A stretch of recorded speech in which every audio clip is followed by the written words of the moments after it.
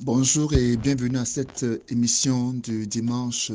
Que le Seigneur vous bénisse abondamment et qu'il étende vos limites, qu'il vous accorde sa grâce dans le nom puissant et merveilleux de Jésus-Christ de Nazareth. Nous bénissons Dieu pour cette grâce qu'il nous donne de partager sa parole, d'écouter sa parole. Nous bénissons le Seigneur au nom de Jésus-Christ de Nazareth. Ce matin, nous allons parler de la mission de Paul dans Éphésiens chapitre 3 à partir du verset 1. La Bible dit que c'est pourquoi moi, Paul, le prisonnier de Jésus-Christ pour vous, les non-juifs, vous avez très certainement appris quelle responsabilité Dieu, dans sa grâce, m'a confiée à votre égard par révélation. Il m'a fait connaître le secret de son plan que je viens de résumer en quelques mots. En me lisant, vous pouvez vous rendre compte de la compréhension que j'ai de ce secret qui concerne le Christ. En effet, Dieu l'a fait. Dieu ne l'a pas fait connaître aux hommes des générations passées comme il a révélé maintenant par le Saint-Esprit à ses apôtres et ses prophètes qu'il a consacrés à son service. Et ce secret, c'est que par leur union avec Jésus-Christ, les non-juifs reçoivent le même héritage que nous, les juifs. Ils font partie du même corps et ont part à la promesse par le moyen de la bonne nouvelle. C'est de cette bonne nouvelle que je suis devenu serviteur. Tel est le don que Dieu m'a accordé dans sa grâce par l'action de sa puissance. Oui, c'est à moi, le plus petit de tous ceux qui lui appartiennent, que Dieu a fait cette grâce d'annoncer aux non-juifs les richesses insondables de Christ, de mettre en pleine lumière pour tout homme la façon dont Dieu mène ce plan à sa complète réalisation. Ce plan, Dieu a créé toutes choses, il a tenu caché en lui-même pour toute éternité. Ici, Paul nous montre clairement que c'est par lui et par lui seul que Dieu passe au travers de Jésus-Christ afin de révéler, n'est-ce pas, le secret de son plan, le mystère caché, n'est-ce pas, la pensée cachée de Dieu. Cette pensée cachée de Dieu est que, n'est-ce pas, que toutes les nations païennes avec la nation juive aient pas au même héritage, au même salut, au même instant en Christ, que nous soyons tous unis en Christ. Donc, en lisant Paul ici nous encourage à lire ses écrits, à lire ses ouvrages, parce qu'il se définit lui-même comme étant l'apôtre des non-juifs, c'est-à-dire l'apôtre du reste des nations de la terre en dehors d'Israël, en dehors du peuple juif. Donc, en lisant Paul, nous avons accès aux connaissances, à la connaissance, la pensée de Dieu pour nous, les non-juifs. C'est une grande bénédiction pour nous, n'est-ce pas, d'avoir cette segmentation de la parole de Dieu qui nous permet de comprendre mieux, n'est-ce pas, l'ensemble de la Bible écrite. Donc, Paul, au travers de ses écrits, nous permet d'avoir, n'est-ce pas, accès à la compréhension de l'évangile de Christ tel qu'il est prêché. Amen. Il dit au verset 6, et ce secret, c'est que par leur union, par Jésus-Christ, les non-juifs reçoivent le même héritage que nous, les juifs. Ils font partie du même corps et on part à la même promesse par le moyen de la bonne nouvelle. Donc la bonne nouvelle prêchée aux non-juifs est le moyen par lequel ils sont sauvés. Ils ont part à l'héritage divin. Amen. Donc, le peuple juif avait part à, avait part à l'héritage, n'est-ce pas, d'Abraham par le lien du sang et cet héritage divin, n'est-ce pas, ils ont part à ça également par la prédication, par la réception de la bonne nouvelle. Il dit ici que, au verset 9, et de mettre en pleine lumière pour tout homme la façon dont Dieu mène ce plan à sa complète réalisation. Ce plan, le Dieu qui a créé toutes choses, l'a tenu caché en lui-même de toute éternité. Amen.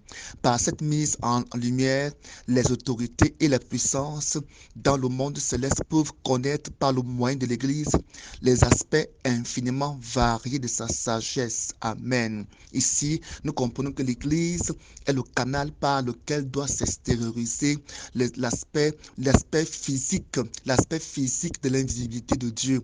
Donc l'Église est, n'est-ce pas, le canal aisé que Dieu a établi pour que le monde puisse avoir accès, n'est-ce pas, à la forme physique de la manifestation de la puissance de Dieu. Amen. Il dit, par cette mise en lumière, les autorités et les puissants dans le monde céleste peuvent connaître par le moyen de l'Église les aspects infiniment variés de la sagesse de Dieu. Donc l'Église a un très très grand rôle.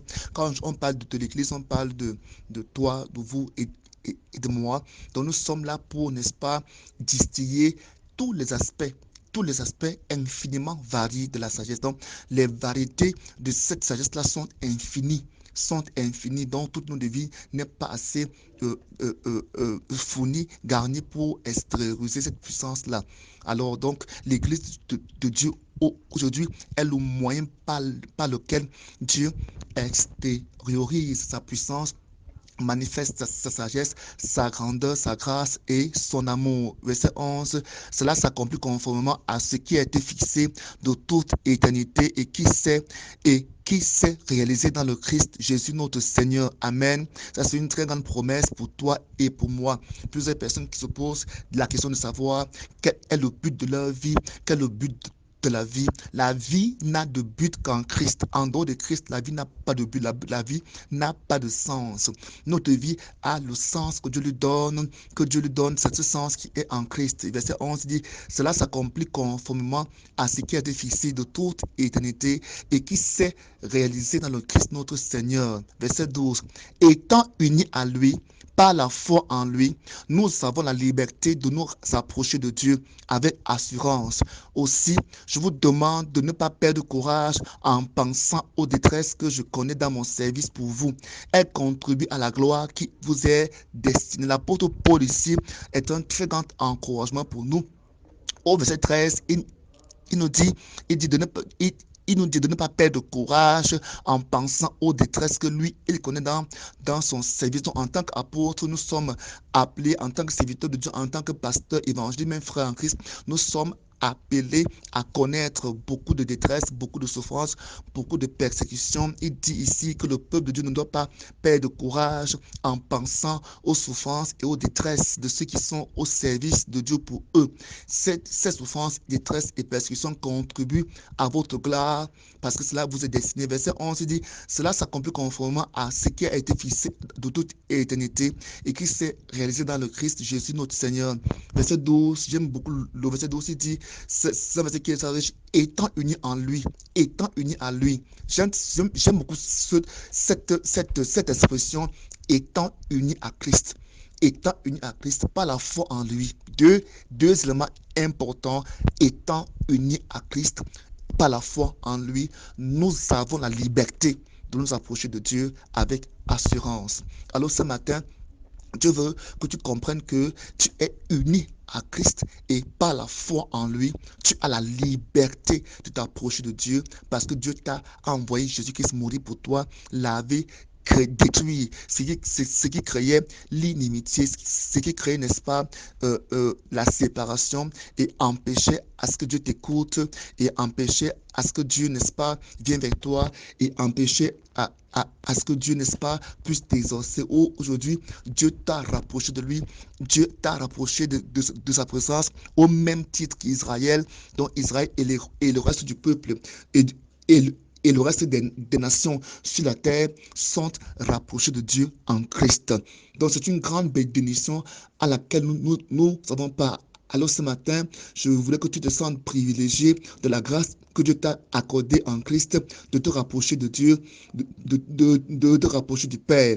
Alors sois béni ce matin au nom de Jésus-Christ de Nazareth. Amen. Je veux prier pour toi ce matin.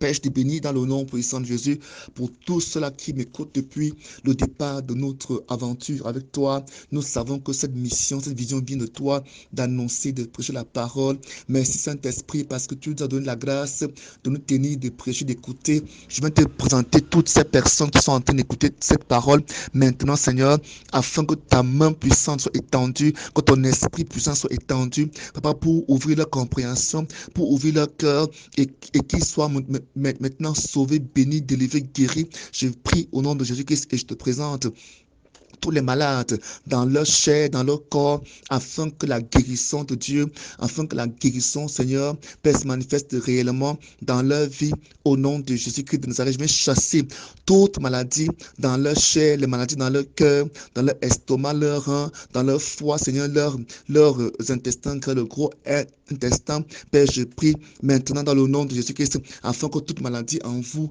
disparaisse par la puissance du nom de Jésus, que la guérison soit dans vos vies, que la guérison soit en vous, Père, au nom de Jésus-Christ de Nazareth. Père, je te dis merci, car tu m'exauces. Je te dis merci, je te rends grâce, parce qu'ils sont bénis, ils sont délivrés, au nom de Jésus-Christ. Amen. Que Dieu bénisse dans le nom de Jésus. Mon nom c'est Bled Betiem. Soyez bénis puissamment pendant que vous partagerez, pendant que vous écouterez, vous ferez écouter à quelqu'un. Soyez bénis au nom de Jésus. Amen.